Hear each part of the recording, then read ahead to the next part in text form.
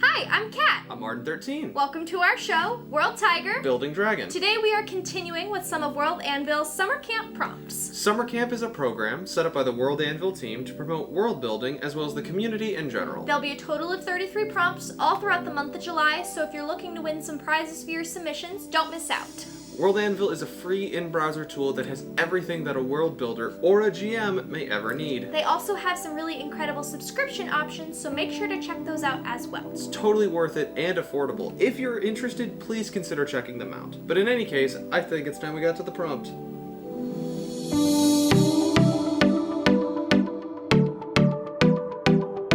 What is the prompt? Today we get to write about the headquarters to an organization in our world. Pretty simple and straightforward compared to the others. Sure, but I do like that one a lot. I do like this article type a lot. I'm gonna get lost. Yeah, Talking about each different room. All the rooms and For the love of God. Anyway, for you guys at home, if you're unaware of what Kat and I are doing, we have set ourselves up with some parameters in order to complete this summer camp project.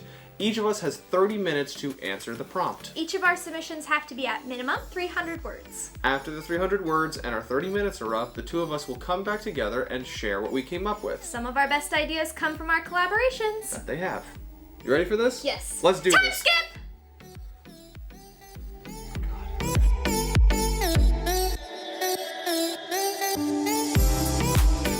And we're back. We are back.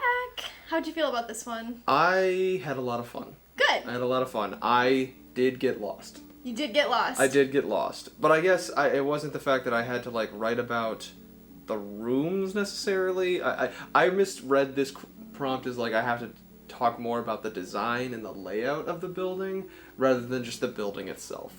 So I got a little bit lost. I mean, you do but both. I have a lot here.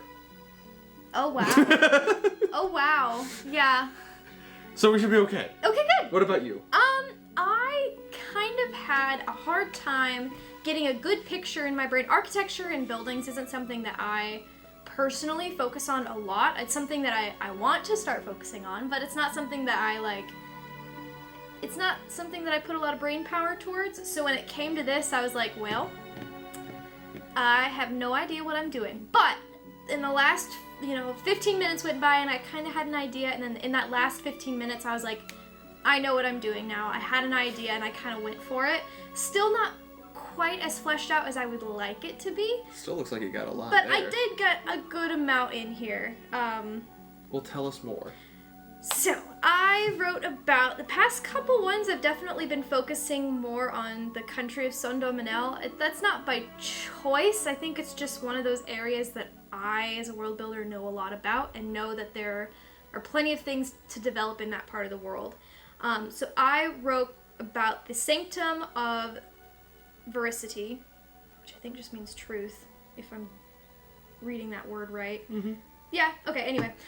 So this is the Church of Oban, and kind of where all the All-Seers meet together in this great temple and church. It is actually a giant library. It's the largest known library in all of Theatrum, and it sits in the city of Mart, which is in Saint-Domingue, and I kind of was able to go into, the first two, they've got purpose and function. It's the largest library. It's also where the Council of All Seers sit when they gather during their meetings. Alterations, they built this building knowing that new information would come in, new books would come in, and old books would need to be put away. They don't burn, if a book is outdated, they don't just trash it. They still hold on to that as a relic of look at what we thought used to be true and kind of learning from their mistakes. And so they have a whole basement area that's just filled with archived books of past knowledges. Mm-hmm. But I was really able to go into the architecture of what the building would look like. So I have a picture of what I would like it to look like, which I'll show on screen. But that's kind of the outside of it. It's got this circular look to it. It kind of comes in and up, very large. And the reason why it's so large is because it's separated by 4 rings on the inside. So the outer ring of the building is like their public library. This is going to have your information on math, history, languages, arts, crafts, anything that would be common knowledge to the people of Sondominel. This is where they would find it, is in this outer ring. Mm-hmm. Even so, a lot of people struggle to find it because the bookshelves are 3 stories tall. And so you have to climb up. There's a part of me that's like, do I have them all climb up on ladders, or do I just have separate, like, actual stories to the building? I just really like the idea of someone having to climb up to the very top of a bookshelf, 3 stories tall, on a ladder just to pull out a book. But we'll see what I come up with there. But yeah, so that's the outer ring. It's just common knowledges. That also is part of the area that's changing the most in the Sanctum. So a lot of the time you'll be like, I know exactly where I'm going. I need to pick up Elven Arts Part 2, or whatever, and you'll go back to that bookshelf and it'll be not there. You'll be like, where did it go? It was here 2 days ago, and it changed. So there's directories that are basically painted onto the walls. Painted, it's more of like a magic that changes to let people know where all the books are. But anyway, the second inner ring is going to be it holds all the schools. So this also holds a lot of schools as far as teaching craftsmen, educations. The big thing that I put in here is but it's no magic schools. There's no like wizarding schools or things like that, because this is technically a temple and a church. So they're kind of like, if you're gonna do magic, we'd prefer you to get your power from a higher power versus learning it. Mm-hmm. But they still have all of those books in the archives, but they're not open to other people. Okay. After that, they have the third ring. I'm trying to figure out where I put it. Yeah. And this is where younger members of the clergy will learn their teachings, so they'll learn to become seers of Oban. This is kind of a more sacred part. And then within that 4th ring, as known as the Inner Sanctum, that is where the All-Seers and the Council meet. No other seers, no one other than the seers have seen that Inner Sanctum part. As it gets closer in, it's harder and harder to gain access to it. And then at the very, very center of the temple is the All-Seer's office, which is like the person who has the most knowledge in all of Theatrum. We talked about, we mentioned them. We talked about her, we talked about the current All-Seer in a past video. But it's said to be that because she's constantly surrounded by knowledge and learning, that is where she can hear Oban's voice the best. That kind of like, which... That's so extra. I know. So they are a bit extra. But yeah, I kind of had this idea that the building would be, I didn't write this on here, but I know that I want it to be a very light colored stone all throughout all of it. I wanted there to be lots of mirrors, lots of open space, lots of, I don't know, just a lot of freedom of movement around, because I feel like when you think of a library, sometimes it can be a little cramped. Mm-hmm. I just want it to be all open, because it's a huge area. But yeah, that's pretty much all I came up with as far as the Sanctum of Truth. The Sanctum of Truth. Nice. Was there anything in particular that you got really, really into when you're writing it? I got really into the idea of those 4 separate rings, and just this idea of like, maybe you have, by some chance, a meeting with the All-Seer. You have to walk through all 4 rings to get closer and closer to her office, which would probably never happen. But if it did, it's just this idea of moving in from, you walk through these vast libraries, and then you walk into kind of a more school atmosphere. Then you move into more of like the actual church of Oban, and then the inner sanctum of like, this is where all the clergy have their main meetings. And then the most sacred part, which would be the All-Seer's office. And just having that constant buzz of learning and information moving around at all times. You'll have people that are walking through, you'll have craftsmen walking in, just as younger clergy members are walking out, or you'll have just everybody's learning in this area. You'll have bardic schools in here. It's just that big, they can house that many schools. So that's insane. So the way you keep describing it is it's a very large building, like football fields. Yes, yeah. Large. I'm very interested. I have two visuals that are in my head, and I don't know if you intended this or if this is something that you might want to use that's totally yours.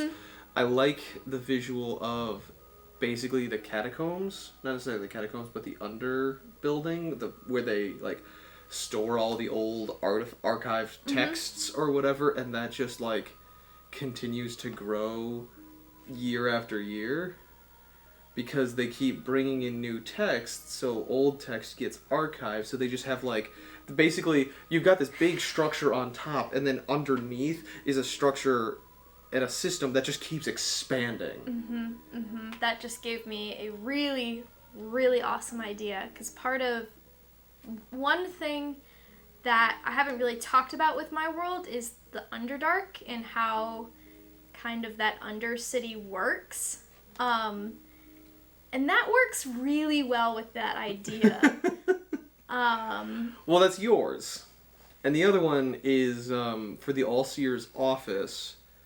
I have this image in my head of like kind of the papal court in the Vatican, but like above the papal court, where the meeting places where all of them meet or whatever, is the All-Seer's office. So she's just like elevated above everything else. And she has like this glorious spiral staircase that leads up to her office that is like windows on all sides, so she can just observe everything.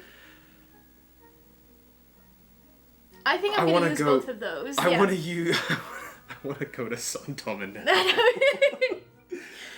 Just to be there for a sec, you know, just to experience it. Yes. Seekers of truth. Yes, seekers. But Sanctum and Ellecrid, open up! No, please. I'm sorry, I couldn't resist. That was too much. But yeah, I'm tempted because one of the options they had on here was types, and it is a temple / church, because that's kind of how the people of Oban view their worship, is that by learning and by gaining new knowledge, that is how you are worshiping. But at the same time, it's also plenty of different schools and plenty of different options like that. So I kind of had struggles figuring out the type, but I think I'm set on leaving it just as a temple and as a church, and just saying that's part of their worship. Now, I know as a world builder, we have no favorite society. But would you say that Sanctum and El is pretty high up there for you? I would say it's maybe third. Maybe third? Maybe third. Second or third. Okay. I really like... Obviously, we don't have favorites whatsoever. But I really like Avium, and I really love Fuglen. Kidal. Yeah, no, I don't like playing this game. No, this isn't a good game for me. Then we won't play this game. Okay. We won't play this game. I'm sorry. This is definitely the part of the world that I have fleshed out, I would say, the most. Sure. Just because of the way that some of the prompts have been worded. For me, it's like, oh, I know exactly how that would work for Sanctum and El. I've talked about different other regions of my world, but I think the next couple prompts I'm going to try and branch out away from this country that's all about knowledge and information, and do something else. Shake it up. Shake it up a little bit, but yes, I'm really happy with how this turned out. So, cool. What about you? My turn. So, I went back to Nora for this one. I've stuck in Theatrum. Oh my gosh. I've stuck in Ellecrid for a number of these past prompts, but I really wanted to go back to Nora, and I know you're slightly disappointed with me because you wanted me to talk about the Dragon Crest. I did. I'll get back to them, I'm sure. Okay. But went back to Nora because I have the most visual in my head. I'll probably throw up a couple visuals here once I get my hands on them again. But I talked about Mount Fang. For those of you who are unfamiliar with Nora, Nora is the world that was ruled by 8 greater demons, and then they got these things called the Fang Blades, who slew the great 8 demons. The great 8 demons? The great 8 demons? Yes. Or the 8 great demons. And the people who carried the Fang Blades became an organization in and of themselves who would hunt down demons and kind of reside above the law. They could have been in that last prompt too. But I talked about Mount Fang, which is their headquarters, their organization's headquarters. And it is a mountain on the western coast of the Hiawatch Desert. The Hiawatch Desert is like smack dab in the center of the world. And it is on the western coast. It was a location chosen because it was in a well-guarded area, because the desert is very harsh and people don't normally travel across the desert very easily, at least.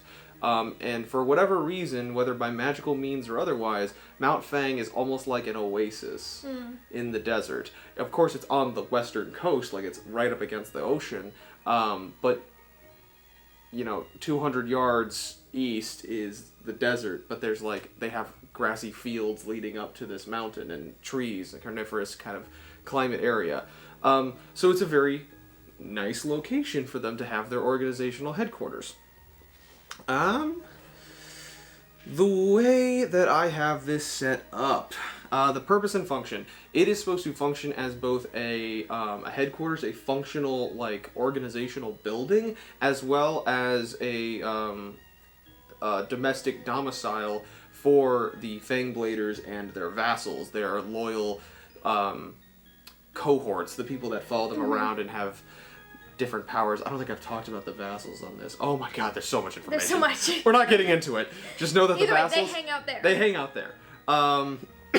The design is what I started to get lost in, and I say that, and she's looking at it, and it's like, you have nothing written here. But it was because I started to get into other things about the design. But the design basically is when you enter through the front gate, the hallway, which is carved out of stone, there used to be tunnels and stuff, caverns in Mount Fang that were used by earlier peoples, more nomadic tribes, to basically hide, get away from the greater demons, and were used as kind of their own homes, but they couldn't stay there very long because very little grew in that area that they could sustain a population with. Check it out. Cool. So the design is basically when you walk in the front door, the front gate, the hallway tees, and one direction leads you to more of the functional organization, their meeting halls, their libraries, their sacred shrines, their meditation areas, so on and so forth, their own in-house blacksmith. And the other side leads to their more domicile domestic areas, your living quarters, your kitchens, your in the underground interior spas and bathhouses. They live in good. They live in a lap of luxury here. That was a good find. It was a good find. I did get to talk a lot about the architecture, which I really enjoyed. More or less it's all carved out of rock. Bless you. Pardon me. Bless you. Oh, good lord. I am fumbling hard here. But it is carved out of straight rock, and I described the fact that the first generation of the Fangbladers, didn't really care about style so much as, functionality. So, is there some, nice stonework design? Sure. But nothing to the extent of, I am a great king and I have this magnificent palace. It's this is meant to serve a purpose. We are moving constantly. We have things to deal with. And what I talk about here is the reason why they didn't really care about the design or the style of it is because at the time that they had taken power, the 8 greater demons were gone, but their broods were still around. And now there's this big power vacuum, so now they're broodlings going, I'm going to be the next in charge. Right. I'm going to be the most powerful. And so they're trying to gain more power. And so the Fangbladers are going to have to go out and take care of them and just coming back to their home. What they have. When they have the chance to. I talk about the gates, the entries. I thought this was really cool in their rooms tab. The entries, there are 3 entries known to Mount Fang.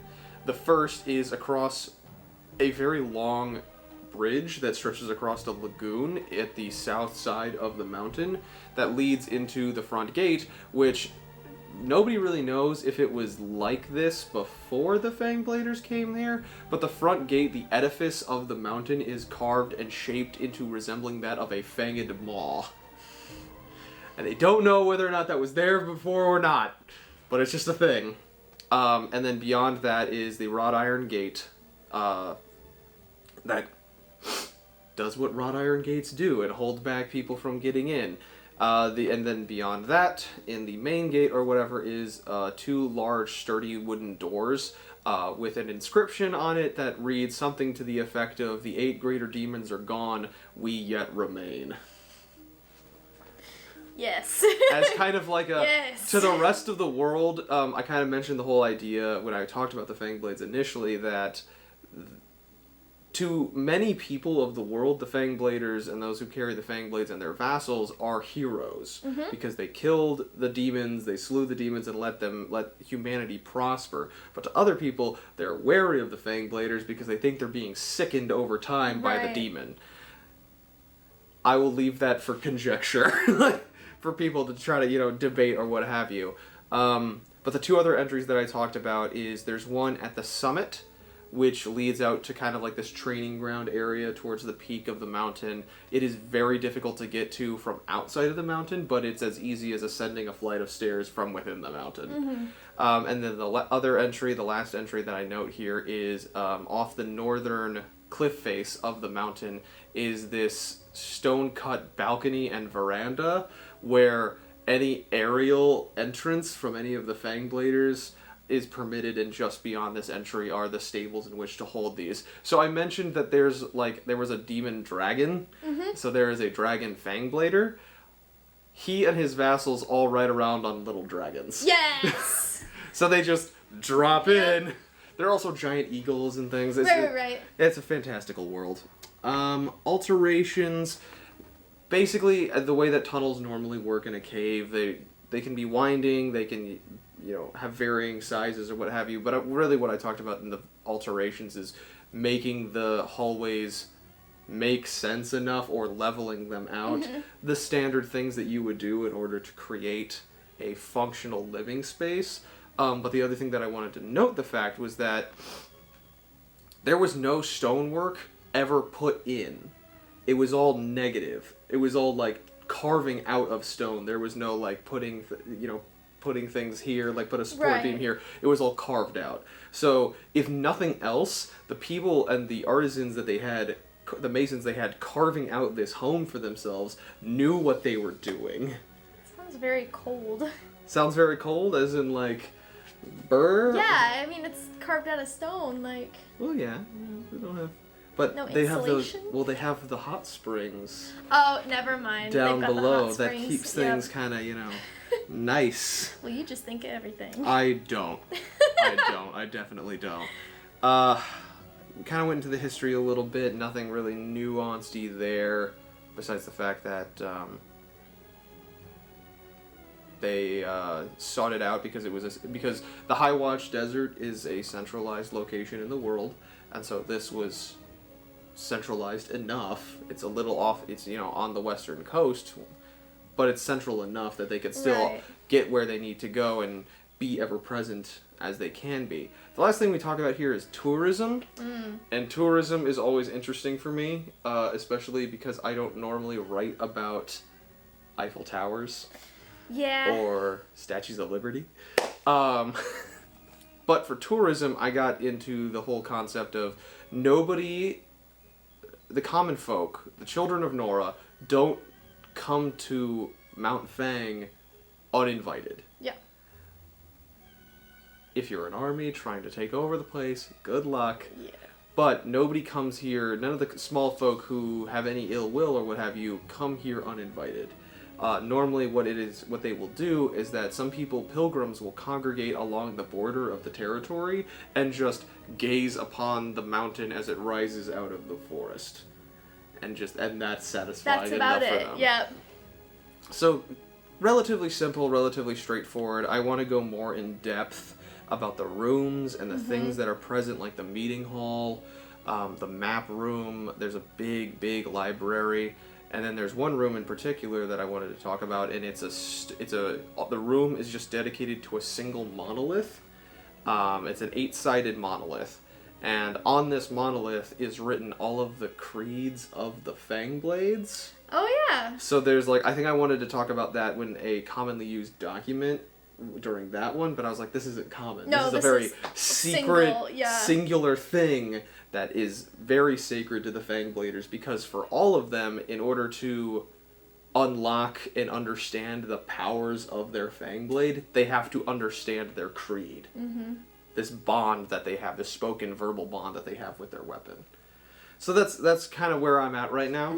Mm-hmm. Now, can you talk, I don't know how brief you can make this, but how do you, because right now I'm not, obviously, like I said, I'm not very good with the whole architecture, that sort of thing. How do you start by just visualizing a place like this? How did this idea even come into your head as far as what you wanted to? Well, I was in 6th grade. Okay. And I had just watched He-Man and the Masters of the Universe. No, how I get to different visuals, I myself am when I'm writing, I like to be very visual about my things as well. So I have a number of sketchbooks that I just kind of start sketching different things out as I'm writing about them, just so I have a visual that I can better describe off of, because I'm trying to match what I've drawn. How do I get there in terms of aesthetic? I guess because kind of peeking over your shoulder a little bit, you've got these 3 gates, and you've definitely detailed out the bridge, the fanged maw, all of these extra little details that add to the world. How do you? I don't know. How do I get there? How do you get there? Is there do you take inspiration from other things outside of the world, or? I liked your idea of drawing it out. I hadn't thought of that. I definitely would say that I take inspiration from things outside of the world. Mm-hmm. I see different images, different classical fantasy drawings or paintings or anything like that, and I either like a specific thing about it, or I like the whole ensemble, and I try to mold it in some way, shape, or form to fit what I'm trying to visualize here. And that's more or less what I do when it comes to stuff like that. Otherwise, it's definitely taking inspiration from... I take a lot of visual inspiration. The amount of time that I spent on Google Images looking up different looks or armors of people when I was coming up with different character concepts and drawings. Got it. That... It's I really like this pauldron, but I really like this breastplate, so I'll just smash them together on this character in particular, and it makes more sense, or I'll add fur here. Just trying to figure out and sculpt out the story of why it is the way that it is. Got it. It's very long. I'm sorry, that's very long-winded. No. That helps me, because that's something that I had to do for mine, is just be okay, fantasy building, enter, trying to come up with a vague idea of what I was looking for. So I didn't know if you had anything Well, with Mount Fang, you mentioned the edifice, and how I kind of came to that conclusion. I had always drawn Mount Fang with this idea of an edifice, of having that, and I think that just stems from my love of Peter Pan's Skull Island. Got it, yep. Or He-Man Masters of the Universe, having that visual of a beast or a maw that you are stepping into, to me kind of sets the tone of what exactly you are stepping into, and kind of creates an added layer of that, as you had mentioned, an added layer of that mystique about the whole situation. To be frankly honest, and anyone who gets mad at me or thinks I'm an idiot for doing this, that I'm sorry, but you're just wrong. Minecraft is a wonderful way to help flesh out some visuals. I 100% agree with that. And I started building some things on Minecraft, and I found a mountain in Minecraft that I built Mount Fang out of, and there was just this lagoon in front of it. And initially, I had not had this lagoon or a lake, any body of water, and I was like, this is perfect. Perfect. This is an awesome addition, so I'm going to build this bridge. And that's really cool, and that's where that came from. Thanks, Minecraft. Thanks, Minecraft. You're the best. But really, I would strongly suggest for anyone who's struggling with coming up with ideas for architecture, don't hesitate to look at, I'm going to close this, don't hesitate to look at visual references of things that already exist. Pinterest is great, Google Images is great. Literally anything in the world that has already been created is fodder for your visual understanding or concepts of things.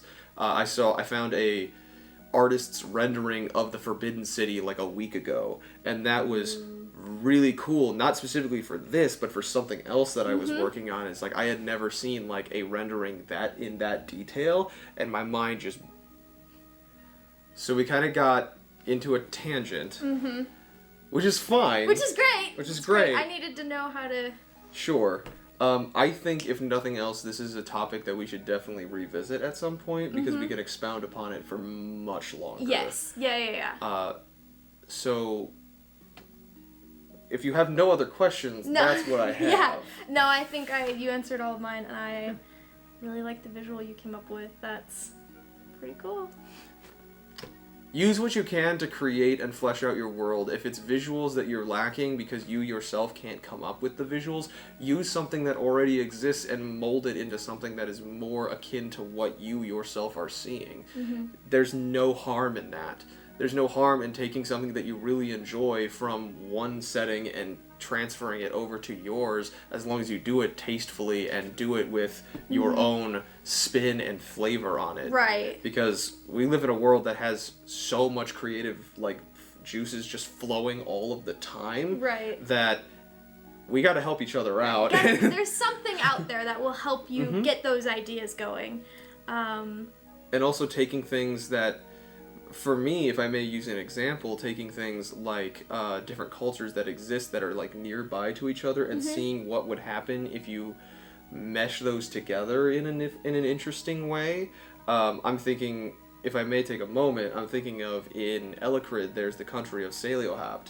And the way that Saliohapt is separated is into three parts, three different kingdoms. The northern kingdom, which is kind of your stereotypical ancient Egypt kind of flavor, but then as you go farther south, we get into this area where a river kind of splits into two, and it gets very Babylonian, very Tigris-Euphrates, Fertile Crescent kind of feel. But then you go all the way to the or to the east coast, and it's like Inquisition Spain. And these are just three very different flavors of cultures, but they're blended together in a way that I won't expound on here, but it's just finding those ways to kind of make things work. But those were my visual influences there. Yeah. But that's all I got for this. That's all I got for this. Cool. Stay tuned for more. Yes. Thank you so much for joining us today. Let us know in the comments below something you enjoyed about today's video, or if you have an idea that you're willing to share. If you enjoyed today's video, please make sure to hit all those buttons that everyone else bugs you about. We'd love for you to join our lunch table. And go check out World Anvil if you're interested. You guys have been great. I'm Kat. I'm Arden13. I'm still waiting on that ramen. We'll see you next time. Bye! Bye!